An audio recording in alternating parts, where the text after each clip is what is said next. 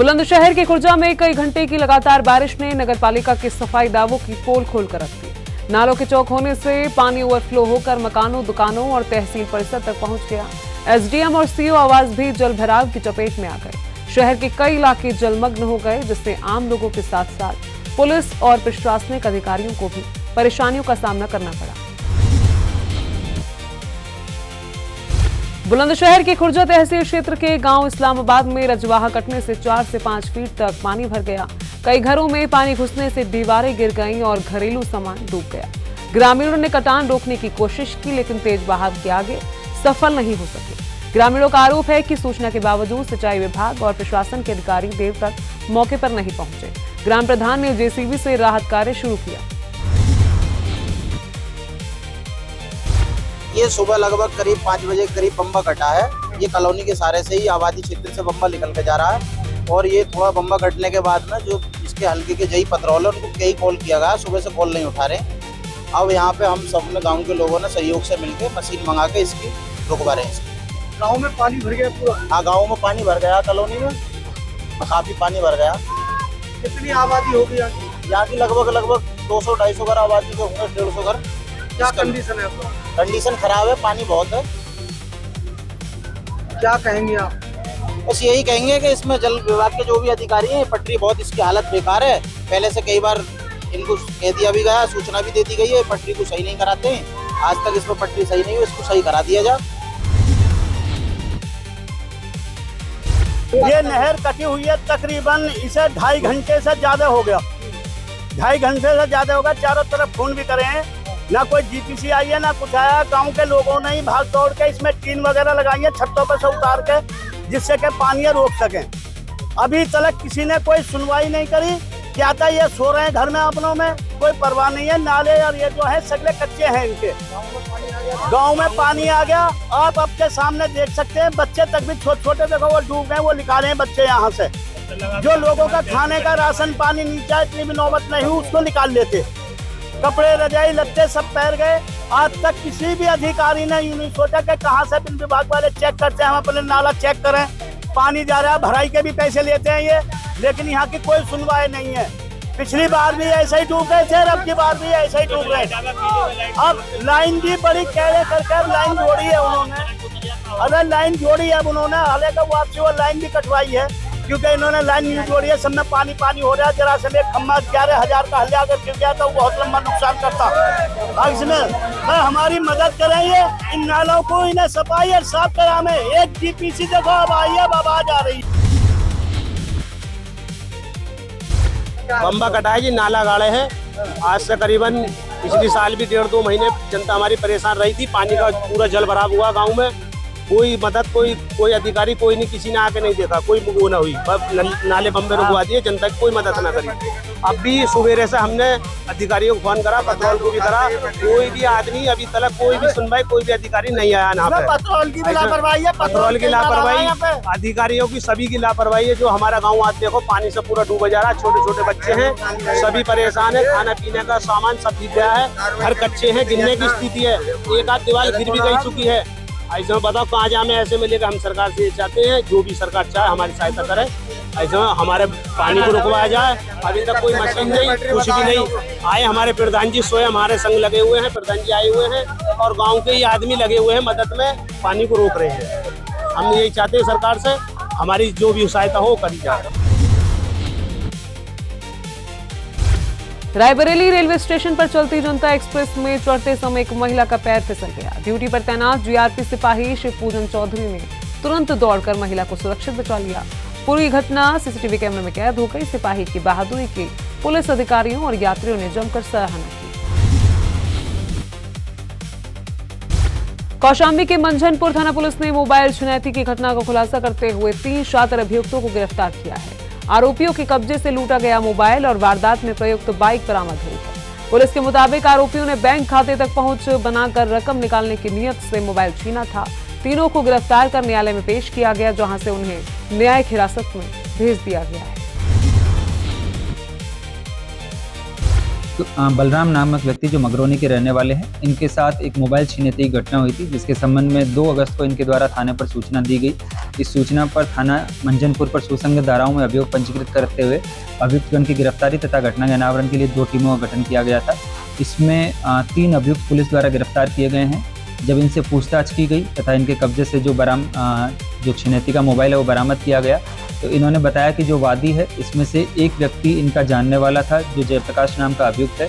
ये वादी को जानता था और उसको इस बात का अंदाज़ा था कि इसके पास अकाउंट में पैसा है, और जो अकाउंट में इसके पास पैसा है उस पैसे को लेने के लिए इसका मकसद था कि ये अपने अन्य साथियों के साथ मिलकर पहले इनका मोबाइल छीने और फिर उसकी जो सिम है उसका इस्तेमाल करते हुए अलग अलग डिजिटल पेमेंट्स के माध्यम से इस पैसे को निकालना इनका मेन मुख्य मकसद था। लेकिन ये अपने मकसद में कामयाब नहीं हो सके हैं। पुलिस द्वारा इन तीनों अभियुक्तों को गिरफ्तार किया गया है तथा इनके कब्जे से एक जो छिनैती में प्रयुक्त मोटरसाइकिल है तथा 2 अभियुक्तगण जो अन्य मुख्य घटना में मुख्य रूप से शामिल थे तथा तीसरा अभियुक्त जो मौके पर मौजूद था, लेकिन वो क्योंकि वादी को जानता था इसलिए वो सामने नहीं आया था। इस प्रकार तीनों अभियुक्तगण की गिरफ्तारी में जो छिनैती की गई मोबाइल और बाइक के साथ की गई। क्या इससे पहले इस तरह की कोई घटना ये लोग कर चुके हैं?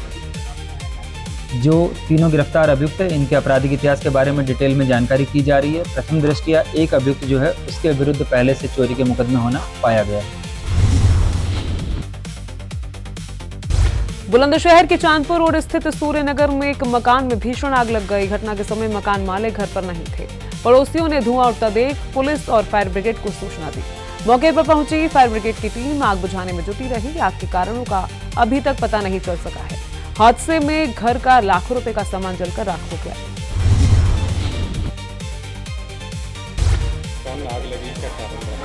एक्चुअली आज हमारे सूचना मिली कंट्रोल रूम के माध्यम से कि मकान में आग लगी हुई है, तो हमारी टीमें जो तत्काल यहाँ के लिए निकली। पहले एक छोटी गाड़ी भेजी गई, फिर बड़ी गाड़ी भेजी गई और मैं भी मौके पे पहुँचा और हमारा पुलिस स्टाफ पूरा मौके पे था, जिन्होंने आकर गाड़ियाँ हटवाई।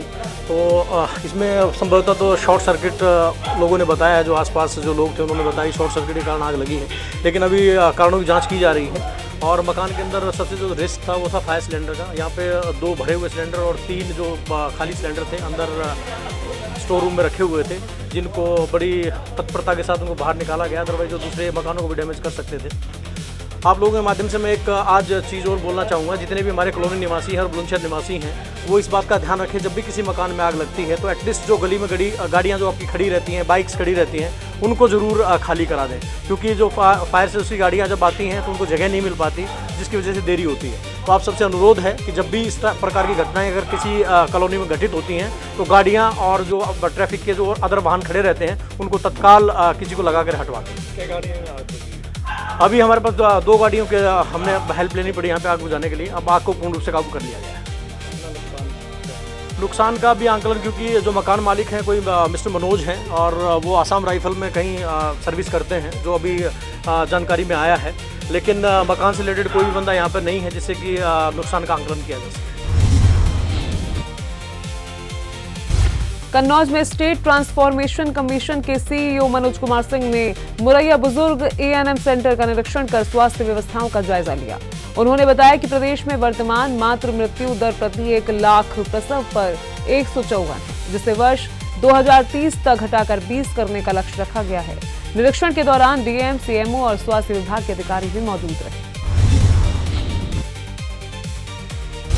मैटरनल मोर्टेलिटी रेशियो प्रदेश में कम करने के लिए सरकार काम कर रही है और माननीय मुख्यमंत्री जी के बहुत ही स्पष्ट निर्देश हैं कि इसको किसी भी तरह से जो सस्टेनेबल डेवलपमेंट गोल में टारगेट है 70 से नीचे लाने का 2030 तक, उसको अचीव किया जाए। स्टेट ट्रांसफॉर्मेशन कमीशन ने एक रोड मैप बनाया है जिसमें इसको हम लोग बहुत ही कम यानी 20 तक ले जाने की कोशिश कर रहे हैं। और मैटरनल मोर्टेलिटी रेशियो जो होता है वो 1 लाख लाइव बर्थ में कितनी माताओं की मृत्यु हो जाती है। ये आंकड़ा अभी उत्तर प्रदेश का 154 है, जो साउथ के स्टेट्स हैं उसमें ये 25-30 है, यानी काफ़ी ज़्यादा संख्या है यहाँ पे जब मदर्स की डेथ हो रही है ड्यूरिंग प्रेगनेंसी और डिलीवरी। तो यहाँ जो आपका ये एएनएम सेंटर है ये काफ़ी अच्छा काम कर रहा है इस क्षेत्र में। यही देखने के लिए हम लोग आए थे, डीएम साहब वगैरह सभी लोग थे। तो ये एक सोच है कि जो भी रिस्की प्रेगनेंसीज हैं, हाई रिस्क प्रेगनेंसी जो कहते हैं, वो सारे केसेस की डिलीवरी डिस्ट्रिक्ट हॉस्पिटल या मेडिकल कॉलेज में होनी चाहिए। तो मैं बेसिकली ये समझने के लिए आया था कि किस स्तर पे ये डिफरेंशिएशन या अंतर किया जा रहा है कि कौन सा केस नॉर्मल डिलीवरी में जाएगा, कौन सा हाई रिस्क प्रेगनेंसी में जाएगा, और ये सही तरीके से हो रहा है कि नहीं। क्योंकि अगर ये सही नहीं होगा और HRP केसेस को आप ANM सेंटर्स पे डिलीवरी कोशिश करेंगे तो डेथ के चांसेस बहुत ज़्यादा होते हैं। सेंटर और प्रसव केंद्रों की अगर बात की जाए तो वहाँ गरीब तबके ही लोग प्रसव कराने के लिए जाते हैं, वहाँ पे तैनात एलिमेंट की तकलीफ से क्या है? नहीं, ऐसा बिल्कुल नहीं होना चाहिए। और ये मैं आपको बताऊं कि जो पूरे प्रदेश का आंकड़ा है, लगभग 57 लाख डिलीवरी साल में होती है और उसका ऑलमोस्ट 48% आधा सरकारी व्यवस्था में होता है और आधा प्राइवेट सेक्टर में होता है। तो जो आधा सरकारी सेक्टर में होता है यानी 48% के आसपास, उसका 60% CHC लेवल पे होता है और 20% डिस्ट्रिक्ट हॉस्पिटल मेडिकल कॉलेज वगैरह पे होता है। तो 15 से 20% ANM सेंटर पे और PHC के लेवल पर होता है। तो ऐसा कोई स्पष्ट आंकड़ा नहीं है कि फलाने वर्ग का ही डिलीवरी यहाँ पर होता है। नॉर्मल डिलीवरी है तो मुझे लगता है गांव में जो भी नॉर्मल डिलीवरी हो रही होगी वो यहाँ पर आ रही होगी और सरकार के ये स्पष्ट निर्देश हैं कि ये फ्री ऑफ कॉस्ट होना है। प्रसव केंद्र पर किसी अधिकारी का नंबर अंकित है जो प्रसव पीड़ित जो होती है? अब देखिए, ऐसा है कि ये नंबर से डिलीवरी नहीं होता है। अगर आप यहाँ, मैं आपको बता रहा हूँ, अगर आप कहीं किसी का नंबर लिख दें और ANM सेंटर पे या हॉस्पिटल पे, जब तक लोगों का विश्वास नहीं होगा कि यहाँ पर सही तरीके से डिलीवरी हो जाएगी, वो कोई नंबर लगा के नहीं आता है। आप अपना भी सोच कर देखेंगे तो कोई भी आदमी किसी रैंडम जगह पर डिलीवरी जैसे सीरियस काम के लिए नहीं जा सकता है। तो ये चीज़ें जैसे प्रधान है, यहाँ के पब्लिक रिप्रेजेंटेटिव है, गांव के लोगों का खुद का अनुभव है, ये अनुभव से चीज़ें और एक दूसरे से बात करते हुए एक दूसरे की सूचना लोगों तक पहुँचती है इसके बारे में। कौशाम्बी के चरवा थाना क्षेत्र के पंसौर गांव में पुलिस ने अवैध यूरिया निर्माण फैक्ट्री का भंडाफोड़ किया। कार्रवाई में 3 आरोपियों को गिरफ्तार किया गया, एक बाल अपचारी को संरक्षण में लिया गया और भारी मात्रा में अवैध यूरिया, केमिकल मशीनें व एक ट्रक समेत कई वाहन जब्त किए गए। पुलिस ने आवश्यक वस्तु अधिनियम सहित अन्य धाराओं में मुकदमा दर्ज कर मामले की जांच शुरू कर दी है। जिला कृषि अधिकारी तथा चरवा पुलिस द्वारा एक संयुक्त कार्रवाई की गई है, जिसमें थाना क्षेत्र चरवा के पंसौर गांव में एक मकान में एक यूरिया की फैक्ट्री चल रही थी, जहां पर जो सरकारी यूरिया है, अनुदानित यूरिया है, उसका इस्तेमाल करते हुए उससे DEF बनाया जा रहा था तथा उसको विभिन्न ब्रांड्स जो मार्केट में अवेलेबल हैं, उन ब्रांड्स के जो पैकेजिंग मटेरियल है जैसे बाल्टी इत्यादि है, उसमें उसको पैक करके और असली के तौर पर अलग अलग क्षेत्रों में इसको बेचा जा रहा था। इसमें पुलिस द्वारा अभी 4 अभियुक्तों को गिरफ्तार किया गया है, जिसमें से 3 अभियुक्त जो हैं ये बालिग है, एक नाबालिग हैं। जो तीनों अभियुक्त गिरफ्तार किए गए हैं, इसके नाम क्रमशः राज बहादुर, सुनील पासी और मानवेंद्र है। इनमें से एक व्यक्ति ड्राइवर का काम कर रहा था तथा 2 व्यक्ति जो वहाँ बनाने का काम कर रहे थे और एक पूरा सेटअप लगाया गया था, उस सेटअप को ये बरामद किया गया है। इसमें जो पूछताछ से सामने निकल के आया है, इसमें इनके मालिक 2 अन्य व्यक्ति हैं जो मुकदमे में नामजद किए गए हैं। पुलिस द्वारा उनके खिलाफ भी साक्ष्य संकलित किए जा रहे हैं और उनके खिलाफ भी गिरफ्तारी की कार्रवाई की जाएगी। जो प्रारंभिक पूछताछ है उसमें इन्होंने बताया कि जो सरकारी यूरिया है ये अलग अलग माध्यम से प्राप्त करते हैं, जो इनके मालिक है वो इनको उपलब्ध करवाते हैं और वहाँ पे जो यूरिया का सेटअप लगाया गया था उसको इस्तेमाल करते हुए ये इसको लिक्विड यूरिया में कन्वर्ट करते हैं और फिर इनका काम इनको पैकेजिंग करके और अलग अलग जगह पर बेचना है। पुलिस ये सप्लाई चेन जो है इसके फॉरवर्ड और बैकवर्ड लिंकेज भी ढूंढने का काम कर रही है तथा इनके जो अकाउंट्स है उनकी डिटेल्स को भी खंगाला जा रहा है। इस प्रकार ये चरवा पुलिस और जिला कृषि अधिकारी की एक संयुक्त कार्रवाई की गई है जिसमें लिक्विड यूरिया बनाकर उसको विभिन्न ब्रांड्स के माध्यम से मार्केट में बेचने वाले गिरोह का भंडाफोड़ किया गया है। देखिए जो वहाँ सेटअप लगाया गया है यूरिया असली है, लेकिन वो सरकारी यूरिया है, जो किसानों को इस्तेमाल होनी चाहिए वो यूरिया है। उससे जो DEF बनाया गया है और यहाँ पे अलग अलग सभी ब्रांड्स का है, जिसमें से इंडियन ऑयल भी है, भारत बेंज भी है और HP भी है, यानी कि जितने भी मार्केट में DEF की जो ब्रांड्स अवेलेबल है ये वहाँ पर कोई फैक्ट्री नहीं है, ना वहाँ इंडियन ऑयल की फैक्ट्री है, ना वहाँ पे भारत बेंज की फैक्ट्री है, तो अपने आप में प्रमाणित करता है कि ये इसका जो वॉयलेशन है वो करते हुए ये यहाँ पे नकली, मतलब आप उसको नकली यूरिया कह सकते हैं आम भाषा में, लेकिन वो एक तरीके से डुप्लीकेट यूरिया बना रहे थे और जिसको मार्केट में असली के तौर पर बेच रहे थे। कन्नौज के तालग्राम थाना क्षेत्र के रसूलाबाद गांव में मामूली बात को लेकर दो पक्षों के बीच विवाद इतना बढ़ गया कि दोनों ओर से जमकर पथराव और लाठी डंडे चले। इस खूनी संघर्ष में दोनों पक्षों के कुल 9 लोग घायल हुए। सभी घायलों को इलाज के लिए अस्पताल पहुंचाया गया, जहां एक की हालत गंभीर देखते हुए डॉक्टरों ने उसे हायर सेंटर रेफर कर दिया है। घटना की सूचना मिलते ही पुलिस मौके पर पहुंची और मामले की जांच शुरू कर दी गई। बरेली में उर्स आला हजरत की मौके पर ऑल इंडिया मुस्लिम जमात की राष्ट्रीय कार्यकारिणी की विशेष बैठक आयोजित की गई। बैठक की अध्यक्षता राष्ट्रीय अध्यक्ष मौलाना शहाबुद्दीन रजवी बरेलवी ने की, जिसमें देश के अलग अलग राज्यों से पहुंचे उलेमा और प्रतिनिधियों ने हिस्सा लिया। बैठक के बाद संगठन की ओर से मुस्लिम एजेंडा 2027 जारी किया गया। इसमें धार्मिक स्थलों और वक्फ संपत्तियों से जुड़े मुद्दों के साथ अंतर्राष्ट्रीय मामलों पर संगठन का पक्ष रखा गया। बरेली की बहेड़ी थाना पुलिस ने 7,50,000 रुपए की चोरी का खुलासा करते हुए 2 आरोपियों को गिरफ्तार किया है। पुलिस ने मुखबिर की सूचना पर दोनों को चोरी की रकम बांटते समय दबोचा। उनके कब्जे से पूरी रकम बरामद कर ली गई। पूछताछ में आरोपियों ने कर्ज चुकाने के लिए चोरी की बात कबूल की। पुलिस ने दोनों को जेल भेज दिया है। बरेली मंडल को नए मंडलायुक्त मिल गए। वर्ष 2010 बैच के वरिष्ठ IAS अधिकारी शंभू कुमार ने मंडलायुक्त का कार्यभार संभाल लिया है। इससे पहले वे पूर्वांचल विद्युत वितरण निगम लिमिटेड के प्रबंध निदेशक के पद पर तैनात थे। कार्यभार संभालने के बाद उन्होंने कहा कि सरकारी योजनाओं का लाभ अंतिम व्यक्ति तक पारदर्शिता के साथ पहुंचाना प्राथमिकता होगी। शिकोहाबाद के रुनकपुर में लगातार हो रही बारिश के बीच दर्दनाक हादसा हुआ। नाइयों वाली मस्जिद के पास बारिश से कमजोर हुआ कच्चा मकान अचानक भरभरा कर गिर गया। हादसे के वक्त मकान में मौजूद अकील अहमद, उनकी पत्नी हिना और 12 वर्षीय बेटी साजिया मलबे में दब गए। आवाज सुनकर मौके पर पहुंचे स्थानीय लोगों ने तीनों को बाहर निकाला और अस्पताल पहुंचाया। सूचना पर SDM और पुलिस भी मौके पर पहुंची और घटना की जानकारी दी। फिलहाल तीनों घायलों का अस्पताल में इलाज जारी है।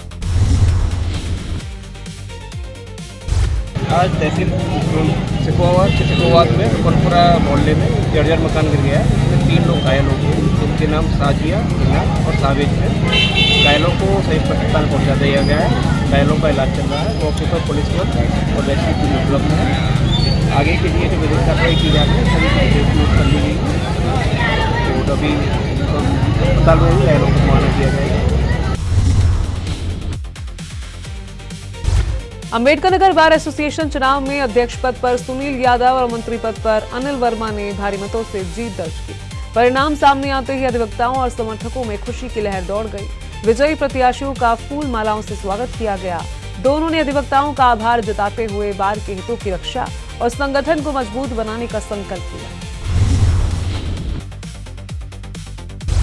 बरेली की विश्व प्रसिद्ध दरगाह आला हजरत में 108वें उर्स रजवी का पारंपरिक परचम कुशाई की रस्म के साथ आगाज हो गया है।